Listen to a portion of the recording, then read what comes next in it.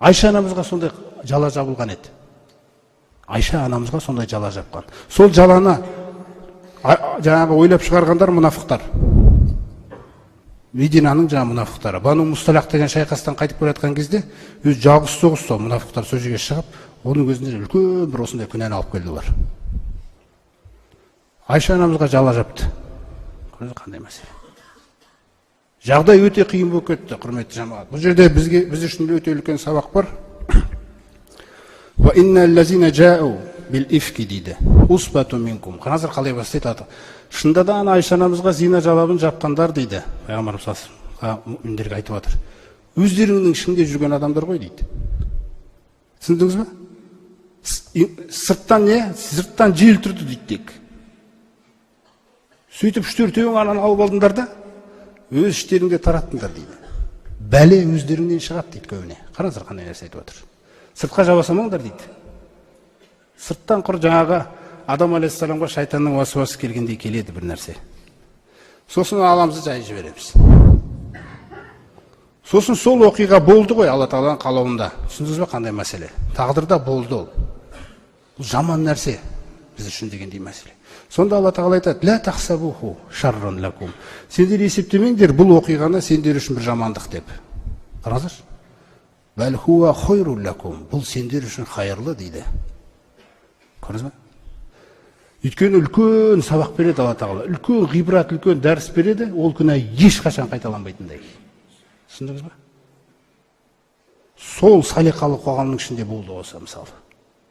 4-5 адам айналдырып жанағына тарата бастады.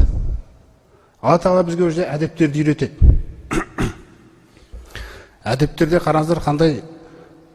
Лаула иссами'туму. Сендер сол хабарды естіген кезде дейді. Біздің характеріміз қандай болу керек екен? Зоннал муъминуна вал муъминат. Муъмин ерлер мен муъмин әйелдер, еркектер де қатысты, әйелдер де қатысты, қараңыздар. Муъмин ерлер мен муъмин әйелдер ойласа еді ғой дейді. Қараңыз. Би анфусихим хойра. Өздері жайында жақсы ойласа ғой дейді. Қараңыз. Өзіңсің ғой дейді ол, бауырың өзіңсің ол. Көрдіңіз бе қандай мәселе? Өздерінің ішінде қараңыздар. Өздері жайлы жақсы ойласа еді ғой дейді. Сосын сөздеріне мынандай сөз шыққанда ғой дейді Алла Тағала. Ва қолу хаза ифкун мубин. Мынау нағыз жала ғой барып тұрған деген сөз. Осы сөзді айтуға жарамадыңдар ғой деп отыр Алла Тағала. Бұл сахабалардың кезеңі қараңыз. Пайғамбар саллаллаху алейхи ва саллям тірі. Айша анамыз әкесінің үйінде, әкесі мен шешесінің үйінде жылап жатыр, ауырып жатыр. Қараңыздар, жала. Өте қиын жағдай. Алла Тағала көрсетеді бұл жерде. Фитна деген сондай жаман нәрсе екен. Қараңыз. Пайғамбар саллаллаху алейхи ва саллям Алла Тағала көрсетті. Уахисіз білмейді оқыс. Яғни егерде хабар алып келетін болса, сондай біреу түгелің ұшырайсыңдар дейді сондай пәлеге. Сауларын қалмайды дейді әнже. Сау сөз сөйлейтіндерін қалмай қалады деген мәселені келтіріп жатыр. Сонда Алла Тағала айтады: "Лаула фадлуллахи алейкум ва рахматуху фид дуния вал ахира." Егер де сендерге, ей муъминдер, әсіресе сендер үшін Алланың дүниеде де ахиретте деген рахмы болмағанда дейді, кеңшілігі, қараңыздаршы. Дүниеде де сендерге тура жолда қалып, аман алып қалу деген Алла Тағаланың қалауы болмағанда сендерге ләмәссәкум. Қараңыздар. Фима афаттум фихи азабун азим. Осы Айша анамызға жала жапқан кездерінде үлкен азап келетін еді дейді сендерге. Қараңыз қалай ескертіп жатыр да. А бұрынғы амалдарымыз қайда сонда? Бадырдегі, Ухудтағы, недегі? Болды дейді. Анау ағаштардың бәрінен өтіп келдіңдер де, мына жерде бычыт болды дейді бәрі. Көрдіңіз бе қандай мәселе? Лаула иссами'тумуху култум. Сол хабарды естіген кезде айтқандарыңда ғой дейді да жерде. Ма якуну лана ан натахаддаса бихаза. Қараңыздаршы. Ан натакаллама бихаза.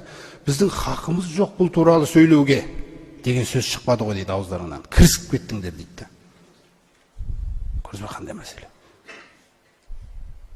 Субханака, я Раббым, сен пәксің.